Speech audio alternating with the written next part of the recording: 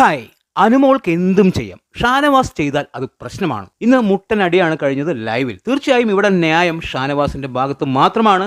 അനുമോളുടെ ഭാഗത്ത് ഒരു തുള്ളി ന്യായമില്ല. അതിനുള്ള കാരണമുണ്ട്. അനുമോൾ ഈ പരിപാടി ചെയ്യുന്നത് ഇന്നും ഇന്നലെയൊന്നും അല്ല. ഇതിനു മുൻപ് തന്നെ അനുമോൾ ഈ പരിപാടി ചെയ്യുന്നുണ്ട്.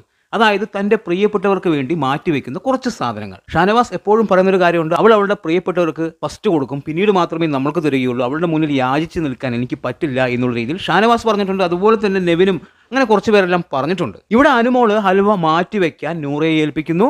അതായത് മറ്റുള്ളവരോട് ചോദിക്കാതെ ഹലുവ മാറ്റിവെക്കാൻ നൂറയെ ഏൽപ്പിക്കുന്നു. നൂറ കൊണ്ടുപോകുന്നു. ഷാനവാസ് കാണുന്നു, എന്താണെന്ന് ചോദിക്കുന്നു, ഹൽവയാണെന്ന് പറയുന്നു. അങ്ങനെയൊക്കെയാണ് വിഷയം വരുന്നത്. ഇത് എന്തുകൊണ്ട് ചെയ്തു, എന്തിനു വേണ്ടി മാറ്റിവെക്കുന്നു, അതിന് പല ന്യായങ്ങളും ഈ പറയുന്ന അനുമോള് പറയുന്നുണ്ട്. പക്ഷെ അതൊന്നും കാര്യമില്ല. അങ്ങനെ മാറ്റിവെക്കുന്നെങ്കിൽ എല്ലാവരുടെയും അനുവാദത്തോടെ വേണം മാറ്റിവെക്കാൻ. ഇത് എല്ലാവർക്കും തുല്യമായി വീതിച്ചു കൊടുക്കേണ്ട സാധനമാണ്. ഈ പറയുന്ന ഷാനവാസ് ഒരു മട്ടൺ പീസ് അവിടെ നിന്ന് എടുത്തു. അവിടെ എല്ലാവരും നിൽക്കുന്ന സമയത്താണ് ഷാനവാസ് മട്ടൺ പീസ് എടുക്കുന്നത്. അതിനുവേണ്ടി ഇത്രയും പ്രശ്നമുണ്ടാക്കിയ അനുമോൾ, അതായത് കരഞ്ഞ് നിലവിളിച്ച് എന്തൊക്കെയാണ് കാണിച്ചു കൂട്ടിയത്.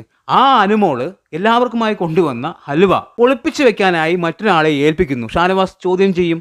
കാരണം ഷാനവാസിനെ എല്ലാവരും ചേർന്ന് കള്ളനാക്കിയതാണ്. അനുമോളെ ഷാനവാസ് ചോദ്യം ചെയ്തപ്പോൾ അവിടെ ആർക്കും പരാതിയില്ല. അക്ബർ പറയുന്നു, നീയും കട്ടു അവളും കട്ടു എന്നുള്ള രീതിയിൽ സംസാരിക്കുന്നു. അപ്പോൾ ഷാനവാസ് തിരിച്ച് അക്ബറിന് നല്ലത് കൊടുക്കുന്നുണ്ട്.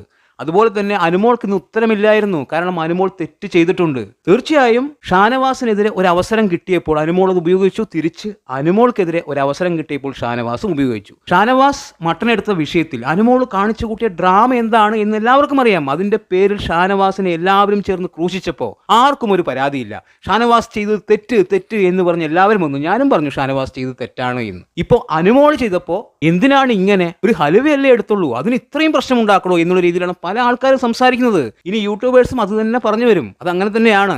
ഈ അക്ബറെല്ലാം അന്ന് ചാടി കടിക്കാൻ നിൽക്കുന്നുണ്ടായിരുന്നു ഷാനവാസിനെ. ഇപ്പോൾ അനുമോൾ എടുത്തപ്പോൾ അക്ബറിന് ഒരു പ്രശ്നവുമില്ല. അക്ബറിന് മാത്രമല്ല, പല ആൾക്കാർക്കും അവിടെ ഒരു പ്രശ്നവുമില്ല. അതായത് അവിടെ മട്ടൺ ഹലുവ ഇതൊന്നും അല്ല വിഷയം. അവിടെ ഷാനവാസാണ് പ്രശ്നം. ഷാനവാസ് എടുത്താൽ മാത്രമേ എല്ലാവർക്കും പ്രശ്നമുള്ളൂ. എന്തൊക്കെയാണ് അന്ന് അനുമോൾ കാണിച്ചു കൂട്ടിയത്. ഇപ്പോൾ അനുമോൾക്ക് അത് പൂഴ്ത്തിവെക്കാം. അതായത് കൊണ്ടുവന്ന സാധനങ്ങൾ മാറ്റിവെക്കാം, ആരോടും ചോദിക്കാതെ. എന്തായാലും ഷാനവാസ് ഇന്ന് കൊടുക്കേണ്ടത് കൊടുത്തിട്ടുണ്ട്. അനുമോൾ വാങ്ങിച്ചിട്ടുമുണ്ട്. എന്താണ് നിങ്ങളുടെ അഭിപ്രായം എന്ന് കമന്റ് ബോക്സിൽ കമന്റ് ചെയ്യുക. വീഡിയോ ഇഷ്ടമായാലും നമ്മുടെ ചാനൽ ഒന്ന് സബ് ചെയ്യുക. പുതിയൊരു വീഡിയോയുമായി കാണുന്നതുവരെ ബൈ ബൈ.